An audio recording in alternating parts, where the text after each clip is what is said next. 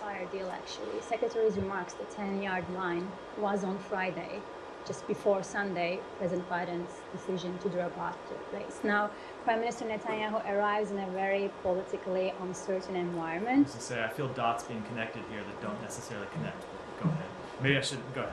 No, I would just, I'd just like to ask, should we still expect that ceasefire deal put forward by President Biden stand as effective as it would be, given he's not running for the second term now? Because there are reports that Prime Minister Netanyahu might be dragging his feet until November to see who would be the next president of the United States. So absolutely, and I think you have to remember that when the president outlined that proposal publicly, it was a proposal that had been put forward by the government of Israel. It was Israel's proposal. We had obviously been involved in the development of that proposal as our role in one of the mediators to the negotiations, but it was ultimately an Israeli proposal.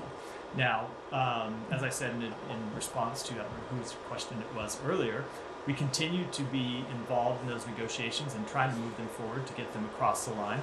And what we have seen is, on behalf of the Israeli government, is them engaging, also trying to get a final deal. Now, there are things that they have put forward that ultimately are difficult, just as there are things that Hamas has put forward that are difficult to resolve. But we believe that ultimately those all ought to be resolvable. Again, always with the caveat, that doesn't mean they will be resolved. Negotiations are tough, and I think the Secretary said on Friday that sometimes the last 10 yards can be the hardest length to cover.